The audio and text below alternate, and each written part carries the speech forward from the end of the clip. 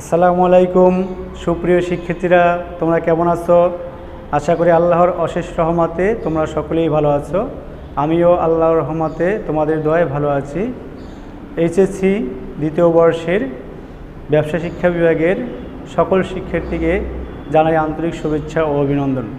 Golam Mostafa model college কর্তৃক আয়োজিত online ক্লাসে আমি আছি মোহাম্মদ রফিকুল ইসলাম, সহকারী অধ্যাপক হিসাব বিজ্ঞান বিভাগ। প্রিয় শিক্ষার্থীরা, তোমরা অবশ্যই জানো যে এই জানুয়ারি মাসের 12 তারিখে তোমাদের প্রথম পর্ব পরীক্ষা শুরু হবে, যেখানে আমরা বলতেছি এই পরীক্ষাটা হবে প্রি টেস্ট পরীক্ষা। যে পরীক্ষার সিলেবাস সম্পর্কে তোমাদের ধারণা আছে, হিসাব বিজ্ঞান দ্বিতীয় পত্রের 4টি অধ্যায়ের উপরে এই পরীক্ষাটা হবে। তো আশা করি তোমরা এই 4টি অধ্যায় খুব ভালোভাবে শিখেছ। আর আমাদের এই 4টি অধ্যায়ের আমি প্রথম ক্লাস শুরু করেছিলাম হিসাব বিজ্ঞান দ্বিতীয় পত্রের শেয়ার ইস্যু, অর্থাৎ যৌথ মূলধনী কোম্পানির শেয়ার ইস্যু অঙ্ক থেকে। আর এই অঙ্কের আজকের রিভিশন ক্লাস হবে। তাহলে আমরা আজকের যে অঙ্কটা নিয়ে হাজির হয়েছি, চলো সে অঙ্কটা আমরা দেখি। একটি উদ্দীপক আমি সাজিয়েছি তোমাদের জন্য, আমরা তাহলে শুরু করি। খেয়াল করো প্রিয় শিক্ষার্থীরা, যে উদ্দীপকটা আমি সাজিয়েছি দেখো, লেখা আছে যে নাবানা কোম্পানি লিমিটেড প্রতিটি 10 টাকা মূল্যের 20,000 শেয়ার নিয়ে গঠিত হয়। কোম্পানি 5,000 শেয়ারের বিনিময়ে একটি মেশিন ক্রয় করেন। প্রিয় শিক্ষার্থীরা, এখানে খেয়াল করো, আমরা একটি স্থায়ী সম্পত্তি অর্থাৎ মেশিন ক্রয় করেছি, বিনিময়ে 5,000 শেয়ার দিয়েছি।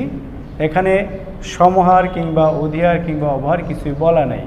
আমরা বুঝে নিয়েছি যে 10 টাকা মূল্যেরই 5,000 শেয়ার বিলি করা হয়েছে এবং তার বিনিময়ে একটি মেশিন ক্রয় করা হয়েছে। এরপরে বলা আছে যে অবশিষ্ট শেয়ার 10% অবহারে বিক্রয়ের জন্য বিজ্ঞাপন প্রচার করেন। মোট 17,000 শেয়ারের আবেদন পাওয়া যায়। প্রিয় শিক্ষার্থীরা খেয়াল করো, এখানে কিন্তু বলা আছে যে 17,000 শেয়ার আবেদন পাওয়া যায়।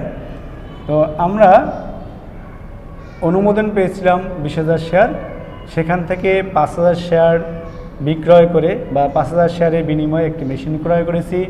তো 20,000 থেকে যখন 5,000 শেয়ার মেশিনের জন্য চলে যায়, তখন থাকে আমাদের কাছে 15,000 শেয়ার। এই 15,000 শেয়ার যখন বিক্রয়ের উদ্দেশ্যে প্রচার করা হয়, সেটা লেখা হয় নাই, কিন্তু বুঝতে হবে, যেহেতু এখানে বলা আছে যে অবশিষ্ট শেয়ার, তাহলে আমাদের বুঝতে হবে 20,000 থেকে 5,000 শেয়ার যদি মেশিনের জন্য যায়, তাহলে থাকে 15,000 শেয়ার। এই 15,000 শেয়ার মানে হচ্ছে অবশিষ্ট শেয়ার। এই 15,000 শেয়ার 10% অবহারে বিক্রয়ের জন্য বিজ্ঞাপন প্রচার করেন। এখানে বলেছে মোট 17,000 শেয়ারের আবেদন পাওয়া যায়। তাহলে অতিরিক্ত কত হবে? অতিরিক্ত হচ্ছে 2,000 শেয়ারের আবেদন অতিরিক্ত পাওয়া যায়। তার অতিরিক্ত শেয়ার আবেদনের টাকা ফেরত দেওয়া হয় এবং অবশিষ্ট শেয়ারগুলো যথাসময়ে বন্টন করা হয়। বন্টন মানে হচ্ছে বিক্রয় করা হয় বা বিলি করা হয়। শেয়ার অবলেখককে শেয়ার প্রতি 0.50 টাকা করে কমিশন প্রদান করেন। এই ছিল একটি উদ্দীপক। এখানে তোমাদের জন্য যা যা চাওয়া হলো করণীয়: শেয়ার অবহারের পরিমাণ এবং অবলেখকের কমিশন নির্ণয় করো। খ, কোম্পানির হিসাব বইতে জাবেদা দেখাও। গ, আর্থিক অবস্থার বিবরণী দেখাও। প্রিয় শিক্ষার্থীরা, তোমরা অবশ্যই জানো যে আমরা শেয়ারের অঙ্ক করেছি 3টে ধাপে: সমহার, অধিহার এবং অবহার। তো পরীক্ষায় সাধারণত দেখা যায় যে অধিহার এবং অবহারের অঙ্কই বেশি চাওয়া হয়। তো আজকের সে আলোচনার প্রেক্ষিতে অবহারের একটি অঙ্ক আমরা এখান থেকে করব কি, যে শেয়ার অবহারের পরিমাণ নির্ণয় করো। তাহলে আমরা এখানে সলিউশন করতেছি। খেয়াল করো, শেয়ার অবহারের পরিমাণ নির্ণয়। কতগুলো শেয়ার ইস্যু করা হয়েছিল? আমরা জানি যে 15,000 শেয়ার ইস্যু করা হয়েছিল। কিভাবে? মোট শেয়ার ছিল কত হাজার শেয়ার? 20,000। খেয়াল করো, এই 20,000 শেয়ার থেকে আমরা মেশিনের জন্য 5,000 শেয়ার দিয়েছি। তাহলে আমাদের কাছে থাকতে আছে 15,000 শেয়ার। এই 15,000 শেয়ারই কিন্তু বিক্রয়ের জন্য বিজ্ঞাপন দেওয়া হয়েছিল। তাহলে এই ইস্যুকৃত শেয়ার অর্থাৎ 15,000 শেয়ার আর শেয়ার প্রতি 1 টাকা অবহার। এটা কিভাবে হলো? দেখো, শেয়ারের দাম হচ্ছে কিন্তু 10 টাকা, না? 10 টাকার যদি 10% করো, তাহলে আমাদের হবে কত? 1 টাকা। এই 1 টাকা কিন্তু হচ্ছে অবহার মূল্য। তাহলে প্রিয় শিক্ষার্থীরা এই জন্য লিখেছি যে শেয়ার প্রতি অবহার 1 টাকা, তাহলে 15,000 × 1 15,000 টাকা। তাহলে আমাদের শেয়ার অবহারের পরিমাণ কত হলো? 15,000 টাকা। প্রিয় শিক্ষার্থীরা খেয়াল করো, অবলেখকের কমিশন। তাহলে অবলেখকের কমিশন আমার এখানেও যতগুলো শেয়ার বিক্রয়ের জন্য বিজ্ঞাপন দেওয়া হয়েছে, অর্থাৎ 15,000 শেয়ার, এই 15,000 শেয়ারে ইস্যু করা হয়েছে। আর প্রতি শেয়ারে অবলেখকের কমিশন সম্পর্কে বলা ছিল যে শেয়ার অবলেখককে শেয়ার প্রতি 0.50 টাকা করে কমিশন প্রদান করেন। তাহলে প্রিয় শিক্ষার্থীরা খেয়াল করো, আমি যতগুলো শেয়ার বিক্রয় করেছি অর্থাৎ 15,000 শেয়ার, প্রতি শেয়ারে 0.50 টাকা যদি গুণ করা হয় তাহলে টাকার পরিমাণ হয় 7,500 টাকা। তাহলে অবলেখকের কমিশন হলো 7,500 টাকা। প্রিয় শিক্ষার্থীরা এই পর্যায়ে আমাদের কয়ের সমাধান করা শেষ হয়েছে। আমরা এরপরে করব কি? জাবেদা, অর্থাৎ কোম্পানির হিসাব বইতে জাবেদা চাওয়া হয়েছে ক্ষয়ের জন্য। তাহলে প্রথম আমরা জাবেদার জন্য একটি ছক তৈরি করি। কোম্পানির নাম নাভানা কোম্পানি লিমিটেড।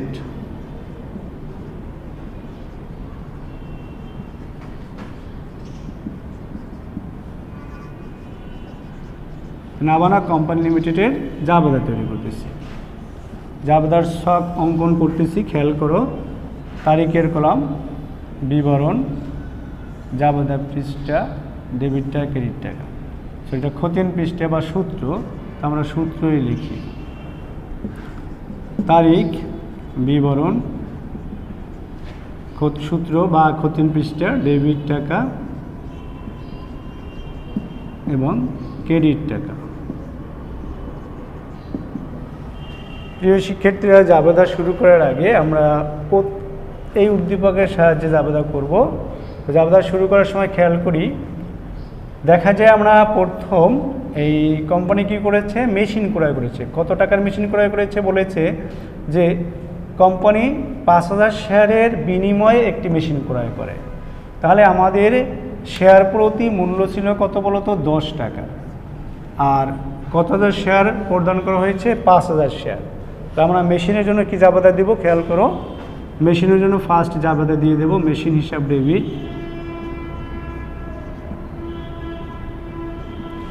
শেয়ার মূলধন হিসাব ক্রেডিট। এখানে বলা আছে যে সরাসরি শেয়ার দিয়েছে, তাই এখানে শেয়ার মূলধনকে ক্রেডিট করা হলো। প্রিয় শিক্ষার্থীরা, এখানে একটু কথা বলে রাখি যে আমরা যদি কখনো দেখি যে মেশিন ক্রয় করে থাকে বা কোনো স্থায়ী সম্পত্তি ক্রয় করে থাকে, তখন দুইভাবে ক্রয় করা হয়। একটা হচ্ছে সরাসরি শেয়ারের বিনিময়ে ক্রয় করা হয়, আবার বলে এভাবে যে একটি স্থায়ী সম্পত্তি ক্রয় করা হলো। যেমন আমি বলতে পারি, এই নাভানা কোম্পানির কথাই ধরো। নাভানা কোম্পানি যদি একজন ব্যক্তির কাছ থেকে একটি মেশিন ক্রয় করে, প্রথম সেটা ধারে ক্রয় করবে, তারপরে ধারে ক্রয় করার পরে বিনিময় শেয়ার দিবে, এরকমও কিন্তু তথ্য থাকতে পারে। সেই ক্ষেত্রে প্রথম মেশিন ক্রয়ের জাবেদা দিবা, ধারে ক্রয়ের জাবেদা, যে মেশিন হিসাব ডেবিট আর পর্দেয় হিসাব বা যে কোম্পানির কাছ থেকে ক্রয় করা হবে সেই কোম্পানির নাম ক্রেডিট করতে হবে।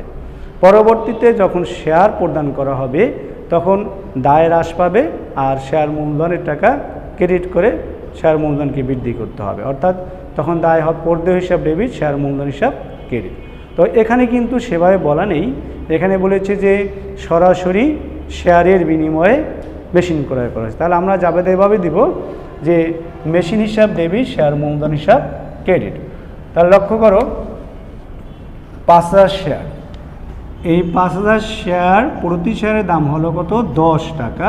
গুণ করো, কত হবে দেখো তো? 50,000 টাকা। তাহলে আমরা অবশ্যই বুঝতে পেরেছি যে মেশিনের মূল্য কত? 50,000 টাকা। প্রতি শেয়ারের দাম 10 টাকা। যদিও অঙ্কটা অবহারের, কিন্তু মেশিন ক্রয় করার ক্ষেত্রে অবহার কিংবা ওদের কিছু বলা না থাকার কারণে আমরা সমাহার ধরেছি। 5,000 × 10 50,000 টাকা। প্রিয় শিক্ষার্থীরা, এরপরে কি বলা আছে লক্ষ্য করো, উদ্দীপকের দিক তাকাও। বলছে যে অবশিষ্ট শেয়ার 10% অবহারে বিক্রয়ের জন্য বিজ্ঞাপন প্রচার করেন।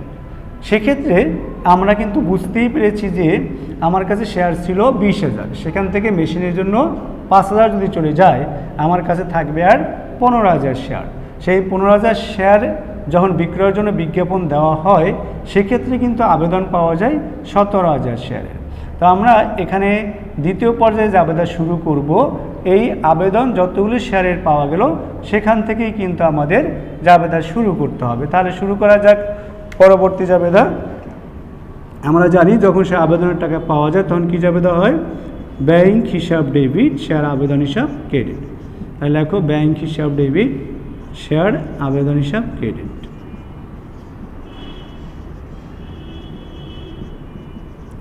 প্রিয় শিক্ষার্থীরা খেয়াল করো, এখানে 17,000 শেয়ারের আবেদন পেয়েছে। 17,000 শেয়ার ইনটু কত টাকা হবে? আমরা কিন্তু অঙ্কটা এখানে কিন্তু অবহার দিয়ে কাজ করতো। 10 টাকা মূল্যের শেয়ার কিন্তু আমি কয় টাকা? 10% অবহারে। তাহলে 10 টাকা ইনটু 10%, 1 টাকা এই অবহার, এটা বাদ দিতে হবে। আমরা জানি প্রিয় শিক্ষার্থীরা অবহার অঙ্ক করার সময় খেয়াল করতে হবে, অবহার অঙ্ক কিন্তু যখন সে আবেদনের টাকা পাওয়া যায় তাহলে অবহারের টাকাটা কিন্তু নেওয়া হয় না। তাহলে আমাদের 10 টাকা মূল্যের শেয়ার যদি 10% অবহারে হয় তাহলে 10 টাকার 10% হবে 1 টাকা। তাহলে 10 টাকা থেকে 1 টাকা বাদ দাও, তাহলে থাকবে কত? 9 টাকা। তাহলে তুমি কত টাকা মূল্যের টাকা পেয়েছো? 9 টাকা মূল্যের টাকা পেয়েছো। তাহলে আমরা এই 17,000 শেয়ারে 9 দ্বারা গুণ করি। দেখো 7 নং 63 3 হাতে হচ্ছে আমার 6, 9 এখানে হচ্ছে 15। 1,56,000 শেয়ারের টাকাটা পাওয়া যায় না। সরি 7 নং মিস্ট 3 প্রথম বসা 7 নং 63 3 হাতে 6, 9 এখানে হচ্ছে 15। 1,53,000 টাকা পাওয়া যায়। তাহলে টোটাল পাওয়া গেল 1,53,000 টাকা, অর্থাৎ 17,000 শেয়ার, প্রতি শেয়ার 9 টাকা করে গুণ করলে হলো 1,53,000 টাকা। এটা আবেদনকে ক্রেডিট করো 1,53,000 টাকা। প্রিয় শিক্ষার্থীরা, আমাদের শেয়ার আবেদনের টাকা বসানো শেষ, অর্থাৎ 17,000 শেয়ারের প্রতি শেয়ারে 9 টাকা গ্রহণ করা হয়েছে। তো 17,000 শেয়ার ইন্টু 9 গুণ করলে হলো 1,53,000 টাকা। এর পরবর্তীতে দেখো জাবেদাটা দেওয়া হবে এভাবে যে যতগুলো শেয়ার আবেদন পাওয়া যায় এখান থেকে কিন্তু বলা আছে যে অতিরিক্ত শেয়ার আবেদনের টাকা ফেরত দেওয়া হয়। তাহলে আমাদের এখানে বুঝতে হবে অতিরিক্ত শেয়ার কত। দেখো আমি আগেও বলেছি যে 20,000 শেয়ার থেকে 5,000 শেয়ার মেশিনের জন্য চলে যায়, থাকে আমার 15,000 শেয়ার। 15,000 শেয়ারের বিনিময়ে আবেদন পাওয়া যায় 17,000 শেয়ার। তাহলে 17,000 শেয়ারের আবেদন যদিও পাওয়া যায় কিন্তু আমার কাছে তো শেয়ার থাকে 15,000। তাই 17,000 শেয়ারের থেকে যদি 15,000 শেয়ার থেকে 17,000 শেয়ার পাওয়া যায় সেক্ষেত্রে অতিরিক্ত পাওয়া যায় কত? 2,000 শেয়ার। এটা কি করতে হবে? ফেরত দিতে হবে। আর বাকি থাকে 15,000 শেয়ার, সেটা বন্টন করতে আমরা একসাথে লিখতে পারি। দ্বিতীয় পরবর্তী জাবেদা লেখো শেয়ার আবেদন হিসাব ডেবিট,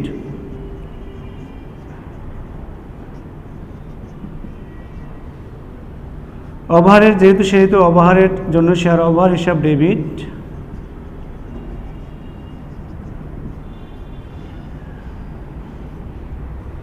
শেয়ার মূলধন হিসাব ক্রেডিট। এবারে ব্যাংক হিসাব ক্রেডিট, ফেরতের জন্য ব্যাংক হিসাব ক্রেডিট। প্রিয় শিক্ষার্থীরা, আবেদনে এখানে যত টাকা ক্রেডিট করা হয়েছিল তত টাকা দ্বারা এখানে ডেবিট করে দাও। এরপর দেখো অবহার। অবহার ছিল এভাবে যে আমার 15,000 শেয়ার, প্রতি শেয়ারে ছিল 1 টাকা, তাহলে 15,000 টাকা এখানে ডেবিট করে দাও।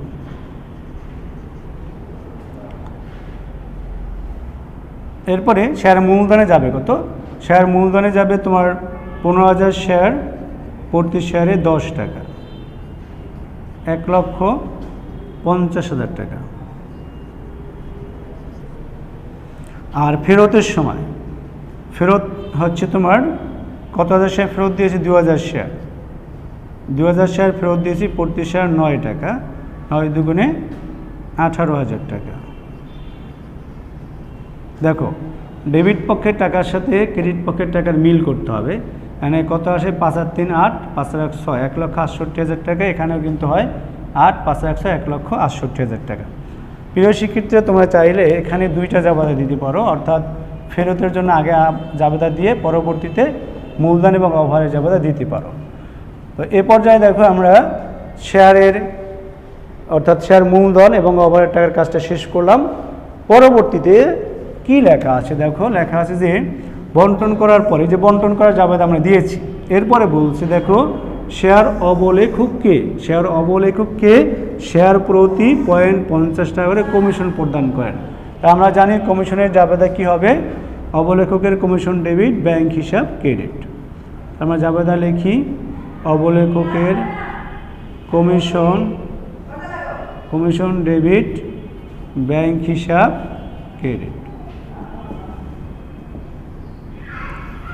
তাহলে অবলেখকের কমিশন আমাদের ছিল কত, 15,000 শেয়ার বিলি করা হয়েছে, প্রতি শেয়ারে 50 পয়সা করে আমরা আগে বের করেছি, তারপরও করলাম যে 7,500 টাকা আমাদের কমিশন আসতেছে।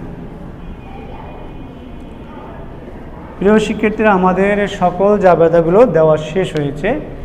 আবার একটু রিভিউ করতেছি। দেখো যখন মেশিন ক্রয় করেছি তাহলে মেশিন হিসাব ডেবিট, শেয়ার মূলধন ক্রেডিট, প্রথম জাবেদাটা শেষ।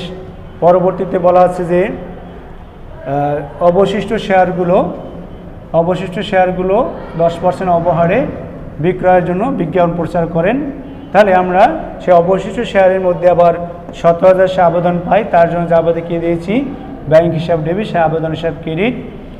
এরপরে আমরা যতগুলো শেয়ার বেশি পেয়েছি আবেদন সেটা ফেরত দিয়েছি। ফেরতের জন্য নেওয়ার সময় যেমন ব্যাংকে ডেবিট করবা, ফেরত দেওয়ার সময় ব্যাংকে ক্রেডিট করবা।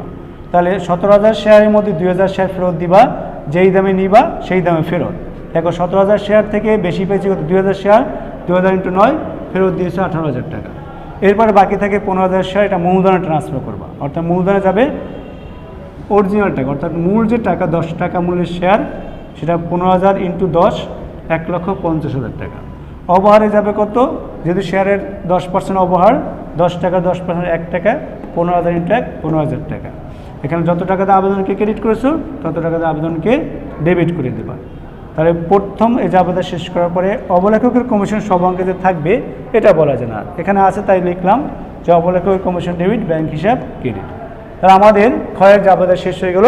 গয়ের জন্য আর্থিক অবস্থার বিবরণী। তাহলে আমরা এই পর্যায়ে করব আর্থিক অবস্থার বিবরণী।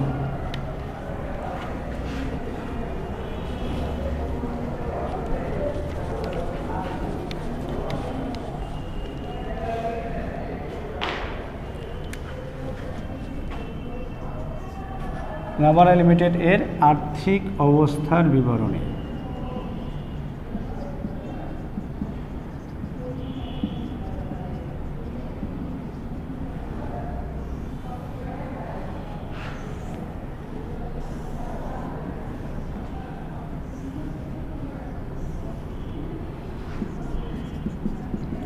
শখ আঁকলাম, দেখো বিবরণ টাকা।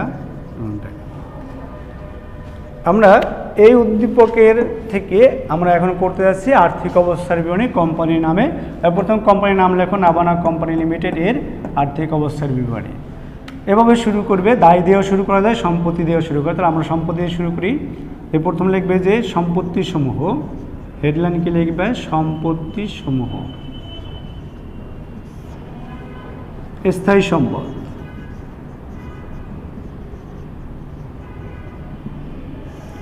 মেশিন হিসাব। মেশিনের জন্য আমাদের 5,000 শেয়ার × 10 50,000 টাকা মেশিন হিসাব। এবার লেখো চলতি সম্পদ।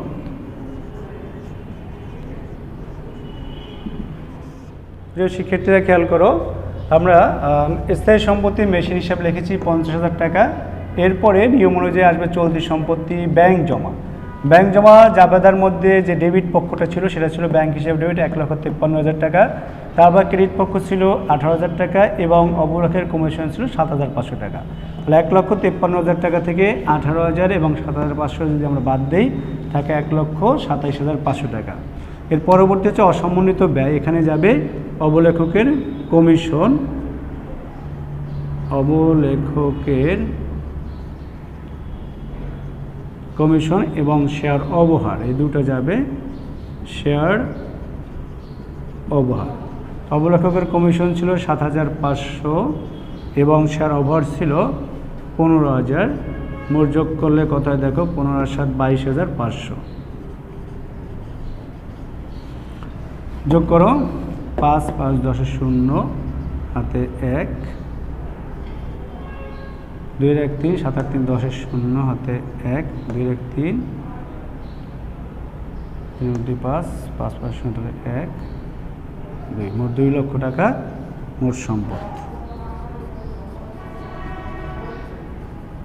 প্রিয় শিক্ষার্থীদের, সম্পত্তি বছরের মোট সম্পদ হচ্ছে ২ লক্ষ টাকা।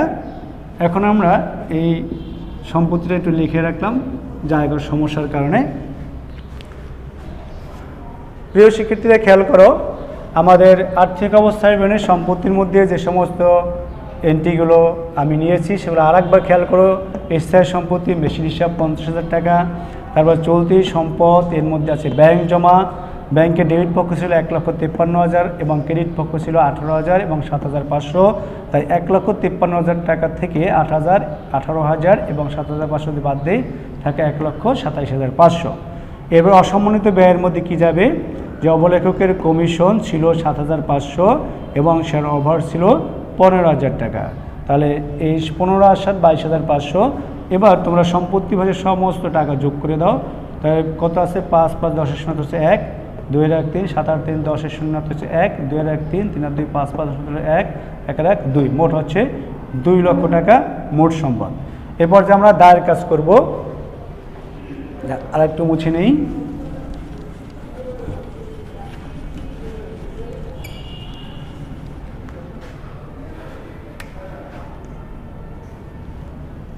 প্রথম আমরা কী লিখব, যে দায়সমূহ শেয়ার মূলধন ও মালিকানা সত্ত্ব ও দায়, অথবা শেয়ার মূলধন ও দায়,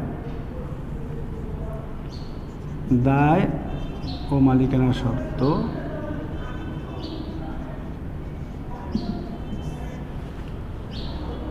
শেয়ার মূলধন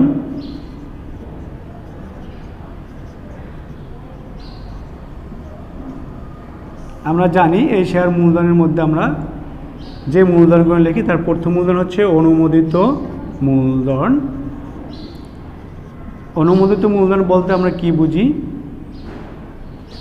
যে যতগুলো শেয়ার নিয়ে কোম্পানি গঠিত হয় তাকে বলে আমরা অনুমোদিত শেয়ার, আর তার মোট টাকাকে বলি আমরা অনুমোদিত মূলধন। তাহলে দেখো, নাভানা কোম্পানি লিমিটেড প্রতিটি ১০ টাকা মূল্যের ২০,০০০ শেয়ার নিয়ে গঠিত হয়েছে। তাহলে আমরা এখানে লিখব ২০,০০০ শেয়ার, প্রতি শেয়ার কত টাকা, ১০ টাকা, হচ্ছে আমাদের ২ লক্ষ টাকা।